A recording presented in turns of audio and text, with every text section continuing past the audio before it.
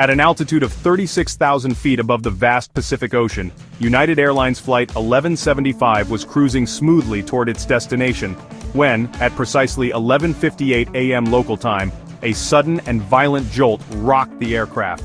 A thunderous explosion followed, sending shockwaves of panic through the cabin as passengers clutched their armrests in terror.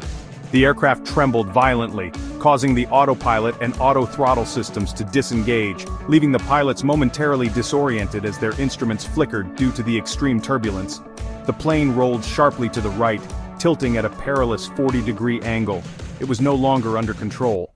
Would the pilots be able to regain command and bring everyone to safety, or were they fated to plunge into the ocean's depths? This is the harrowing story of United Airlines Flight 1175 on February 13, 2018, a day before Valentine's Day. That morning, 363 passengers and 15 crew members boarded the flight from San Francisco International Airport, bound for Honolulu, Hawaii.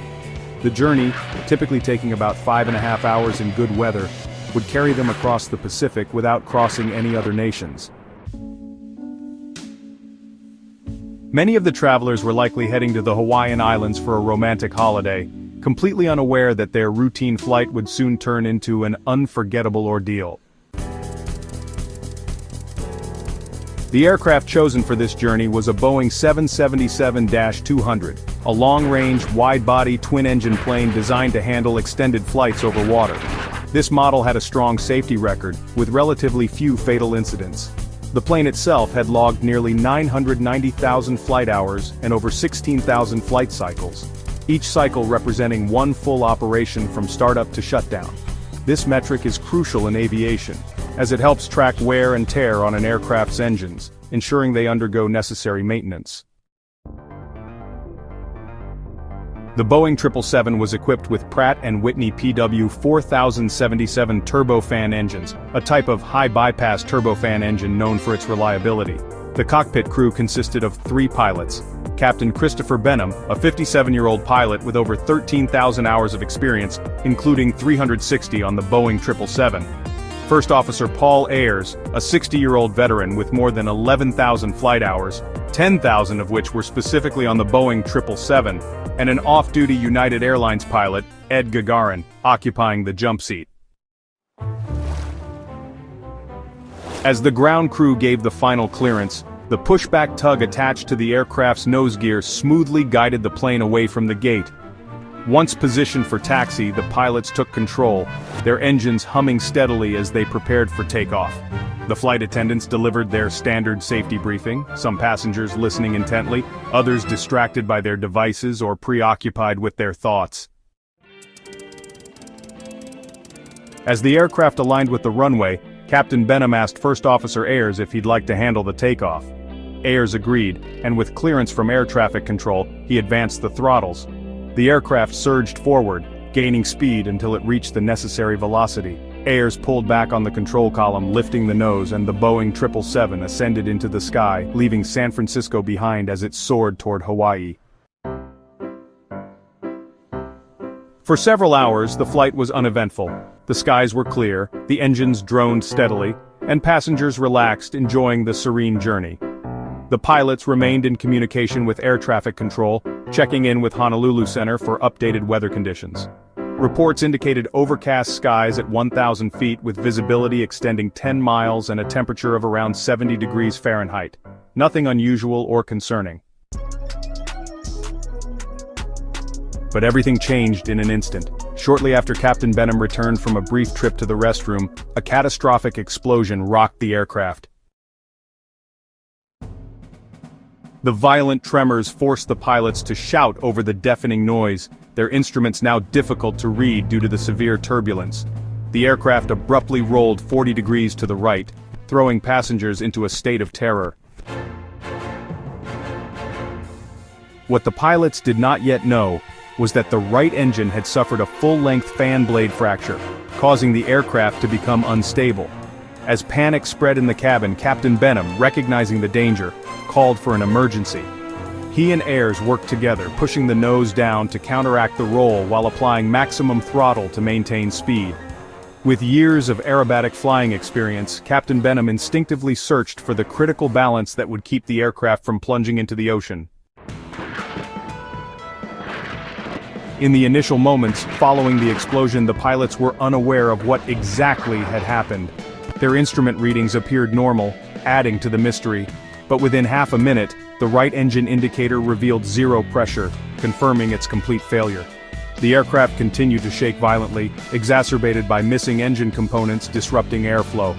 Paul Ayres immediately initiated the severe engine damage checklist, methodically working through each step alongside the captain.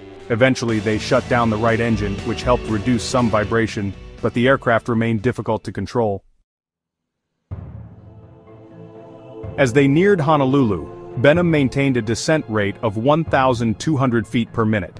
He requested an immediate vector to the airport while instructing the crew to prepare passengers for a possible water landing. At this stage, he still didn't know why the aircraft was shaking so severely. To get a better understanding, he asked Gagarin to take a picture of the right engine. The image revealed the extent of the damage. The engine cowling had been completely torn away, exposing its internals to the open air. Now understanding the problem, Benham adjusted his approach strategy. He determined that the safest airspeed range was between 245 and 255 knots. Fast enough to ensure stability, but slow enough to allow for a controlled landing. With only one working engine, he knew they had one shot at landing. There would be no room for a second attempt.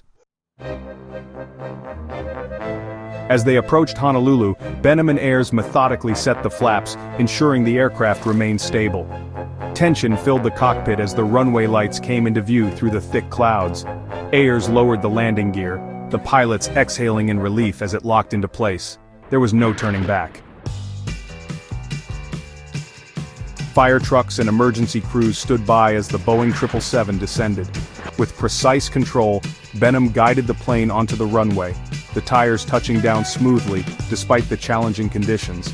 As reverse thrust engaged, passengers erupted into applause, realizing they had survived an ordeal that could have ended in disaster. Once the aircraft came to a complete stop, Benham finally released his grip on the yoke, his hands cramped from holding it steady for over 40 minutes. All 363 passengers and 15 crew members disembarked safely, with no injuries reported. Following the incident, aviation safety experts launched an investigation. The National Transportation Safety Board, the Federal Aviation Administration, and engineers from Pratt & Whitney examined the engine's failure. Their findings revealed that the fractured fan blade had developed microscopic cracks missed during a 2015 inspection when Pratt & Whitney engineers dismissed a thermal imaging anomaly as a paint defect. The failure of the fan blade led to extensive structural damage, exacerbated by the carbon fiber reinforced plastic components in the engine inlet, which were found to be less resilient than aluminum alternatives. In response, the FAA issued an airworthiness directive in 2019, mandating more frequent inspections of fan blades based on flight cycles. Additionally, Boeing redesigned engine covers to provide better protection against similar failures. United Airlines also took responsibility by offering full refunds to all passengers. A year later, Captain Benham and his crew were honored with the Superior Airmanship Award by the Airline Pilots Association, recognizing their exceptional skill and composure under extreme pressure. Their actions that day exemplified professionalism, quick thinking, and unwavering determination, qualities that saved hundreds of lives in the face of disaster.